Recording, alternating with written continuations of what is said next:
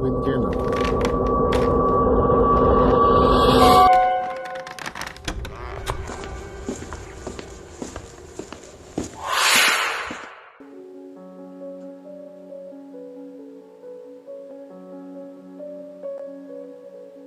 The dirt path that winds down the valley outside his cabin would make him question the need to go to school.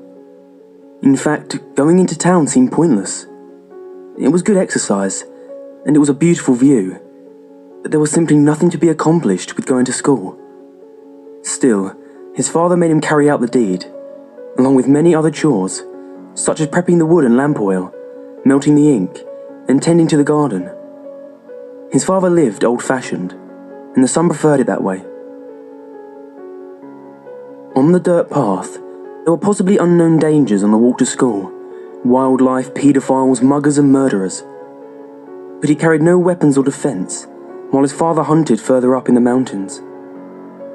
It never really worried him, but he always had an escape route on any part of the trail, and he always had his eye out. But even with all his knowledge and planning, nothing could have prepared him for what was out there, what he saw, what happened. It all started several months ago, when he was walking home. And on this particular day, he felt suspicious, so he stayed sharp. While he was walking, he saw things. They were mostly hidden by the trees, but he could make out that they were humanoid. They were twisted into wrong shapes and angles. They were white, but they looked stained with grey ash. As he walked past, they would seemingly watch him, but they didn't have any eyes. When far enough ahead, they would soon follow. He got home safely, but his anxiety was intense, and he felt lightheaded. When he looked out the window, he caught a glimpse of them fading back into the foliage. His dad would refuse to believe him, despite his worry over the monsters. He didn't like the word, but somehow, it was appropriate here. As the days went by, he stopped going outside. He didn't tend to the herbs and potatoes. He only left the cabin to go to and from school. He got better looks at them as they followed his routine. They were tall and twisted, as though their skin didn't fit right. One was crossing the street in front of him, a little ways up the path. They had really small feet with claws. They had hands that were different every time he saw them. Sometimes infant hands, spikes, long thin hands, bloody. He stopped sleeping at night, he ate less, he was getting skinny and sick, and his eyes grew lifeless and haunted. He was losing his perception of reality. He was not scared, angry or sad. He was not feeling. He had long forgotten who he used to be. He is now just an empty skin sack that walks and hardly talks. He felt he was being watched at all times. That is, until yesterday. He was tripping uphill on his path home, stopping frequently to throw up. He never did. He just had the feeling he had to. When he heard the dirt compress about 20 paces behind him, just for the fun of it, he shuffled his feet and turned around. There was a man with a scraggly beard.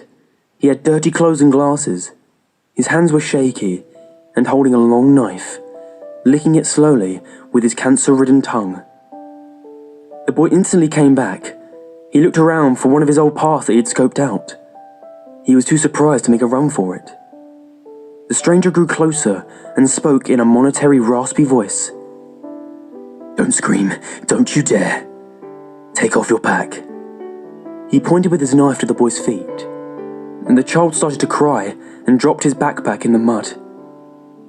The stranger kicked it off into the bushes. He took a moment to rub his crotch.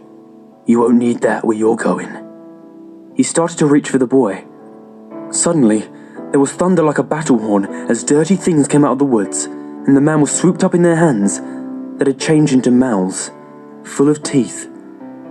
The stranger's screams were drowned out into ripping and tearing as 4 of the things ripped him into chunks and ate him through their hands.